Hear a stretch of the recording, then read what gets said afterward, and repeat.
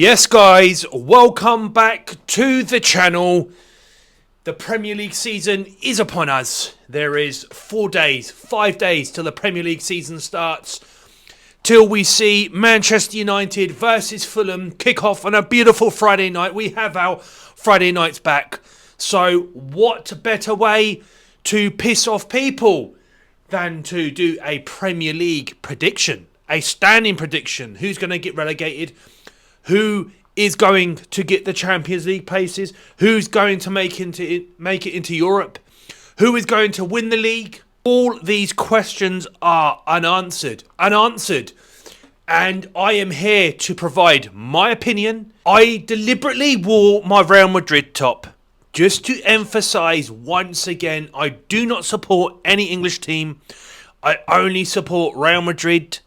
I have no bias. I don't have a preferred Premier League team.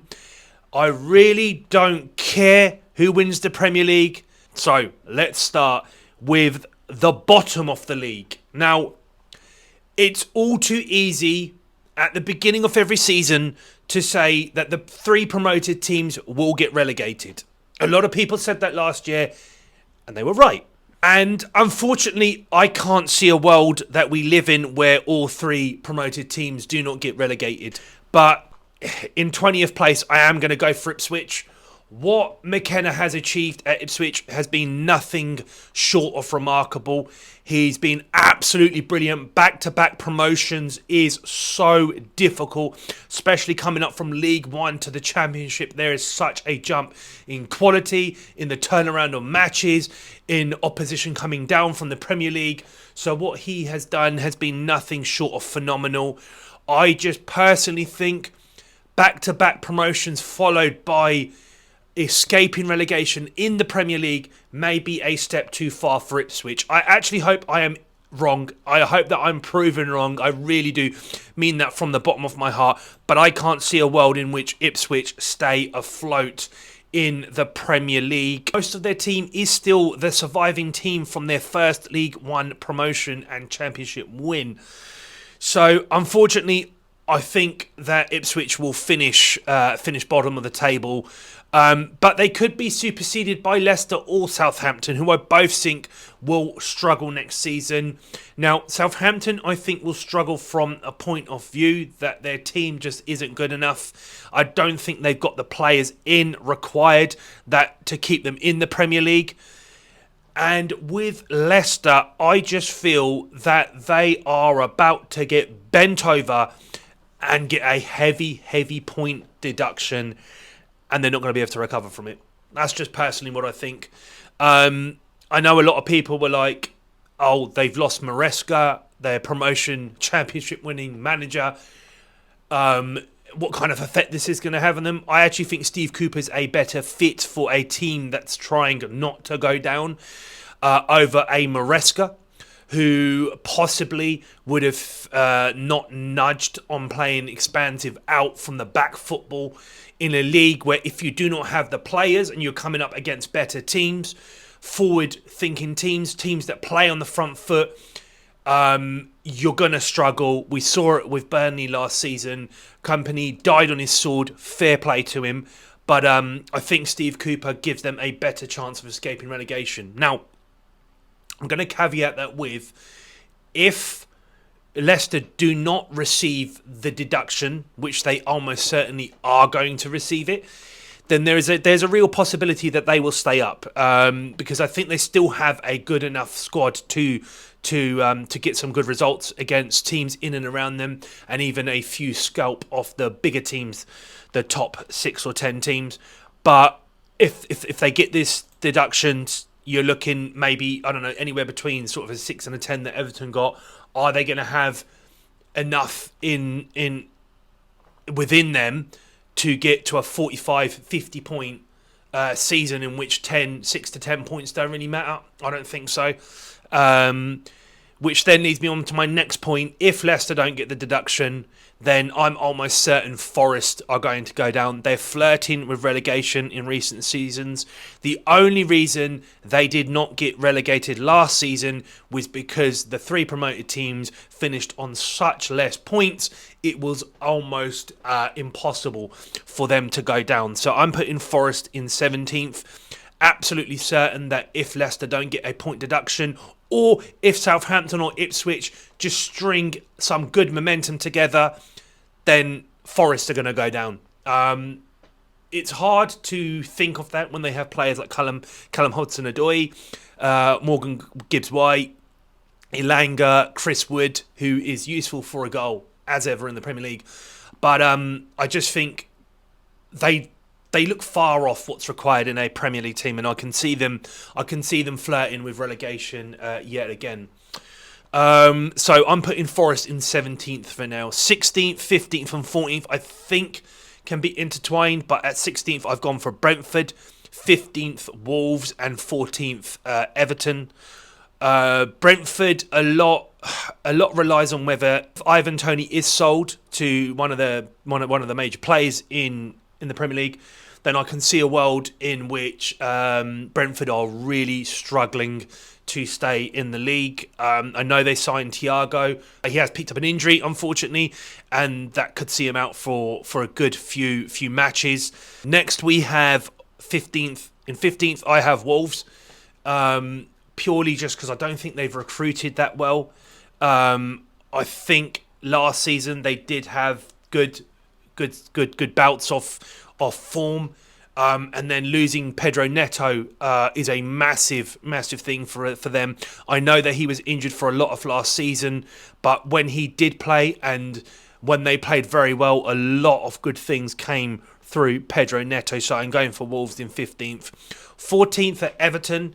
A lot of people are talking about Everton getting relegated. I don't think they will. I know they lost Onana, but they still have enough quality and enough players who have played in the Premier League to escape relegation. It doesn't look like Branthwaite is going to move on this season, so they still have that solid core in defence. And I think, Everton will be absolutely fine, maybe pushing up higher than 14th, but I think 14th will be a good finish for Everton this season. In 13th, I have Bournemouth. Now, under Areola, Bournemouth played some absolute fantastic football last season. They struggled. I think they didn't win any of their first 9 matches. I could be wrong there, but under Areola, they really started to play some really good football. You could see the purpose. You could see what he was trying. With Solanke going to Tottenham, which kind of came left field. I didn't see that coming. There was no talks. It was kind of just, okay, he's on Spurs' radar. 10 minutes later, I see him at Spurs Stadium getting presented as Harry Kane came back to win a trophy on Spurs' ground with Bayern Munich. Talk about a kick in the teeth, boys. In 13th, I see Bournemouth. If they can recruit a striker, and a good striker at that, which I don't know. I feel like Areola's going to go somewhere Spanish. He's going to try and sign someone from Spain. Then in 12th, I've got Fulham. The loss of Palhinha is quite massive for them, but I really like Marco Silva as a manager, and I don't think a team of Marco Silva's is, with the players that they have, will threaten relegation too much. Emile Smith-Rowe does look like he's got a bit between the teeth and a bit to prove after he basically rose to prominence and then kind of went down the pecking order at Arsenal. I'd like to see him do well at Fulham, but putting all of the attacking pressure on Emile Smith-Rowe. He's not an out-and-out goal scorer, but he's probably got a lot to offer for Fulham. Then at 11th, I had Brighton, purely just because player-wise, they've got great players there. Mitoma, oh my God, when he's in full flight, he's just a beauty to watch. But I just feel like the manager, who is younger than me, is going to need some time to get used to the Premier League. But he's lucky in the terms of that he's inherited a squad that has Premier League savvy, has been in there for a good few years now, and some of the players he's got will just be able to save them in certain moments, in certain matches, and I don't think Brighton are in any trouble. Next, we have at 10th, Crystal Palace. Could be higher, I think. Could possibly be higher.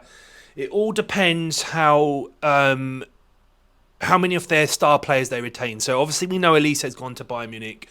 There is talk about Mark Gahey going to Newcastle, which would be a huge loss for them. But I feel that Glasner has built something more than just players there at Palace.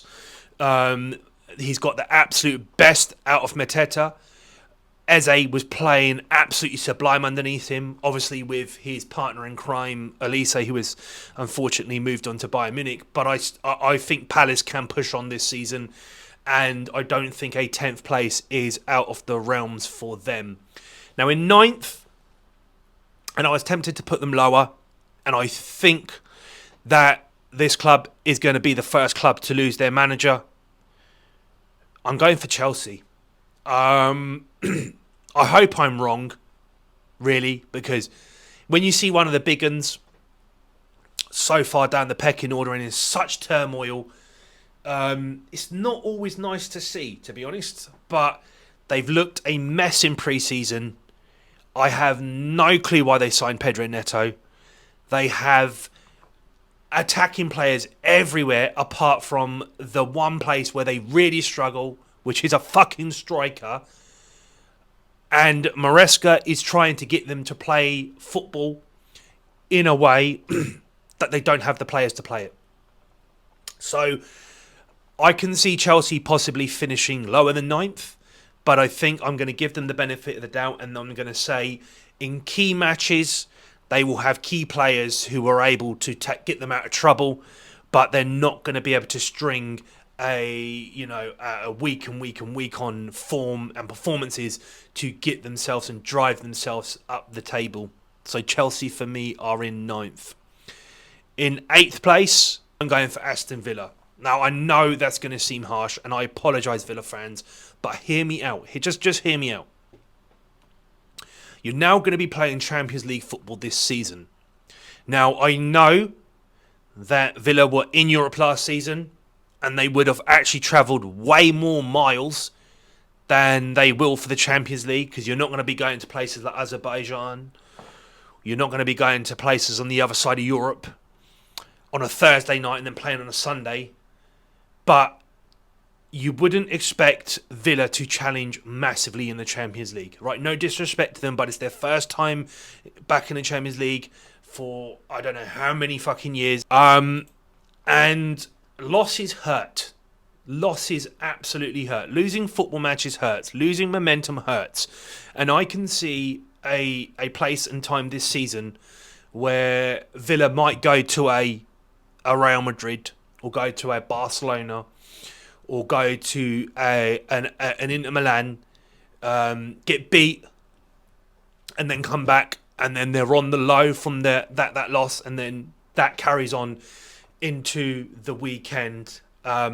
So personally, I just think with the added pressure of being in the Champions League, if this was the Europa League, I would push Villa right up to 4th, to be honest, 4th or 5th. But I just think the added pressure of being in the Champions League and psychologically what defeats do to you, I can see Aston Villa finishing 8th, and I think that would be a really good season for them. A solid showing in the Champions League, a respectable showing in the Champions League, and then an 8th place finish. I don't think that's anything to feel bad about. Now, in 7th place, it is another claret and blue, and I'm going for West Ham. Now, I know it's a new manager. I know it's Lopetegui. The verdict is still out for Lopetegui. But my God, the players that they have signed, if he can get them to click, something good is brewing at West Ham United. You've got Kilman, Somerville from Leeds, Fulkrug from Dortmund, Guillem from Palmeiras, Rodriguez, a World Cup winner, Todibo from Nice, and hopefully in the next few days they will have Aaron Wan-Bissaka. And they've signed some really, really good players. I can really see West Ham pushing up the table this season without having to worry about Europe or anything. They can go about their merry way and they can hopefully push on into that top 8. 6, I have Newcastle. Obviously, the transfer embargo has been lifted, or whatever transfer things they had, I'm not sure. Newcastle, I think, will give a solid showing. Sandro Tonali will be back. He will almost be like a new signing for them. They haven't had to sell or sacrifice any of their key players. So that's great. And I just think Eddie Howe's a really good manager. And I can't see Newcastle really struggling this season. And I think 6 would be a very good finish for them. Now, when I originally wrote this list, I had these two teams switched. In 5th place, I have Manchester United. Now, I did have them at 4th. But I think with Euro being injured, I think with Højlund being injured for the first, I don't know, I think Højlund's injured for the first 5 or 6 games, and then Euro's injured for at least 3 months. I'm looking and I can't see where Man United's attacking threat is going to come from. Are they going to sign another striker? I know they've got Zerki, but it's absolutely ridiculous to put that pressure on a young man that's coming to the league to adjust to everything that you have to adapt to in the Premier League. So Manchester United will be going 5th for me. Beginning of the season, I did think that they were going to have a solid showing and going to 4th. But I think 5th would actually be a half-decent season for Man United and maybe a cup run or something.